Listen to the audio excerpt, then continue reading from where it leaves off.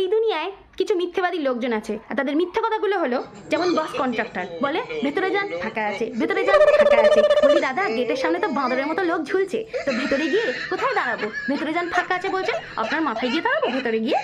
তারপরে দেখো দুধওয়ালা কি বলে, দিদি আমি দুধে জল মেশাই না, দাদা আমি দুধে জল মেশাই না, আমি খাঁটি দুধ বিক্রি করি। এদিকে দেখো বলতি বলতি দুধে জল মেশাচ্ছে, বলতি বলতি দুধে জল মেশাচ্ছে। তারপর ময়রা বলে আজকে সকালেই বানানো হয়েছে দিদি মিষ্টিগুলো, একদম টাটকা। বলি 5 দিনের মিষ্টি নিয়ে টাটকা মিষ্টি করে বেশ তো ভালোই বিক্রি চলছে, তাই না? আরেকটা মিথ্যে কথা বলি, কিছু কিছু মেয়ের মা আছে যারা বলে আমার মেয়ের মতো মেয়ে আপনি দুটো পাবেন না। বলি আপনার মেয়ের মতো মেয়ে দুটো কোথা থেকে পাবো? আপনার মেয়েই তো একটাই মাত্র স্যাম্পেল পিস, তো সেটার আবার দুটো কোথা থেকে আসবে? পরে আবার কিছু কিছু ছেলের মা বলে আমার ছেলের মতো সোনার টুকরো ছেলে এই পৃথিবীতে আর নেই।